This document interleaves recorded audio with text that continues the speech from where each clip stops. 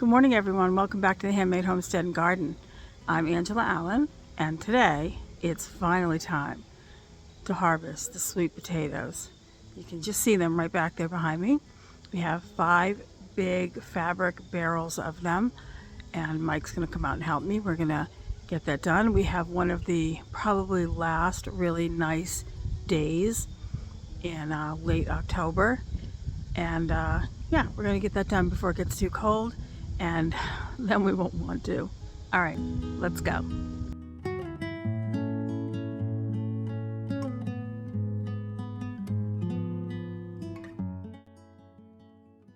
Well, October has been a beautiful month so far. We've had a lot of really beautiful temperate days, and we've had several days of really deep, long-lasting rainfall, and we have definitely needed that, especially in the garden. The vegetables that are still there are still producing, but some of them, it is just time for them to go. And you can definitely see that in the sweet potatoes. The vines are turning yellow, there's some brown crispy edges, and they definitely do not appreciate the cooler nights we've been having. I grow a really dark, almost neon purple Japanese sweet potato. Not only is the skin extremely dark purple, but the flesh inside looks like almost like a really deep blue, magenta, purple color. It's really intense, and they keep that color even after they're cooked. They're very delicious, and as long as I cure them, they are super sweet.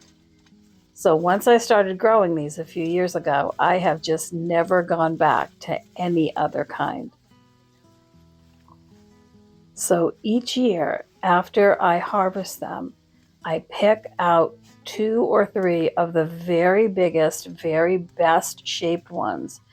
And those are the ones that I will use this coming January, February, right around there, to start my new slips for the coming garden.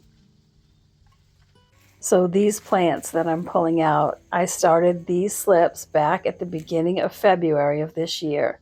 And I always start a lot more than I need for myself, and then I just give the rest of them away to people in my community, neighbors, whoever wants to have them.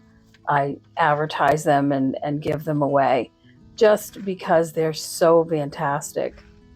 And I want to share that wealth and that beauty with the people around me. But when it comes right down to it, we grow this kind because they are beautiful to look at, incredibly delicious, and very, very nutritious. They aren't a super big potato. They tend to be long and skinny, but they do store really well too. And you can see one right there in my hands. It looks redder actually in the sunlight than it is in reality. They are just a super deep purple inside. I've shown pictures of them a few times in past videos after I've cooked them, and it's always a shocker, even to me after years of growing them. It's always quite shocking when I see what they actually look like.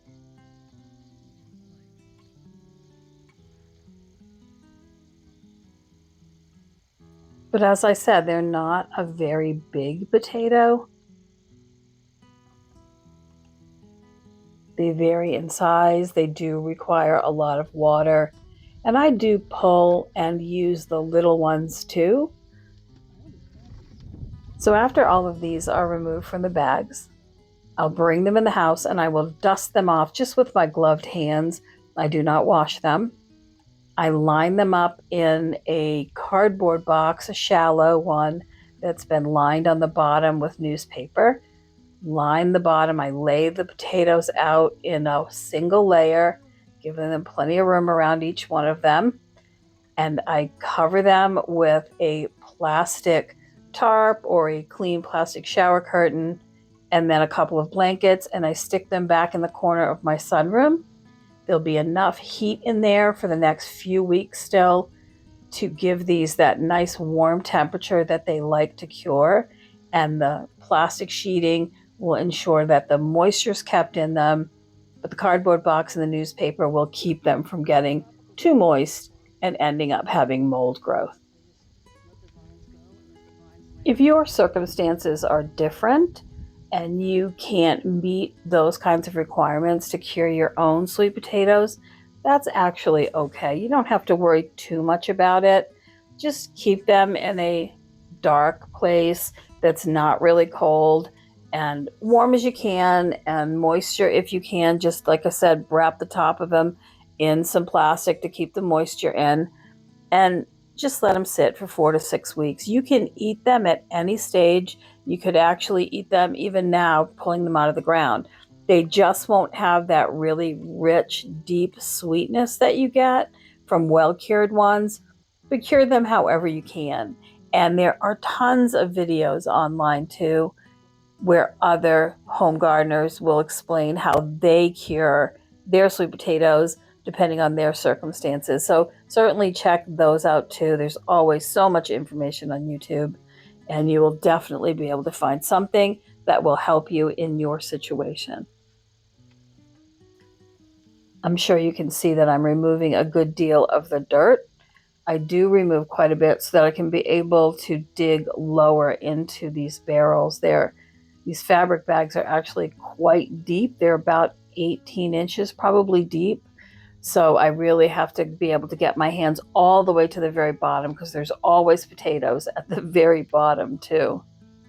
So I remove the dirt to dig around. It helps me loosen the soil and mix it up. I do put the dirt back.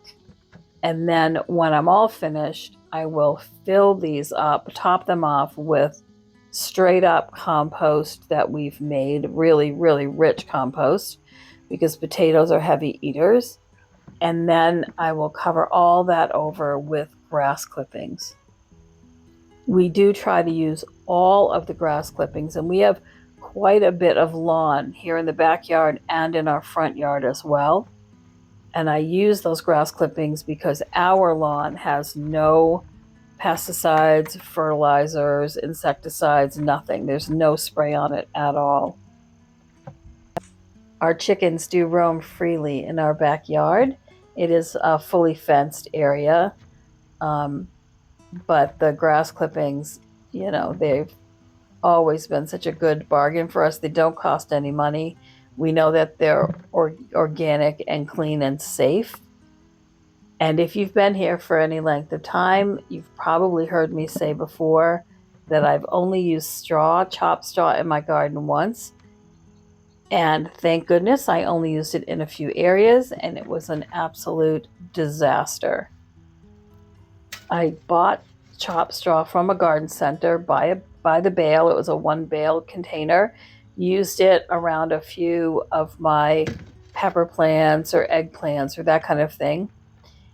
And the weeds that sprung up from it were just horrible. They were so bad that I had to reset those garden areas. Once the plants were out and pulled for the season, I had to rake them smooth, put down cardboard, compost again, and reset the whole space to be able to garden there. So I will never use chopped straw again. Never. You can see I'm done with the compost. And all I have left to do is to put in some chopped grass on top. The garden is just so beautiful this time of year, and I am so grateful to have this job done for us too. Well, thank you so much for joining us while Mike and I harvested the sweet potatoes. The garden is really winding down now at the end of October, but we are ready for our winter rest and to enjoy the summer and spring long fruits of our labor too. And I'm betting that you all are as well.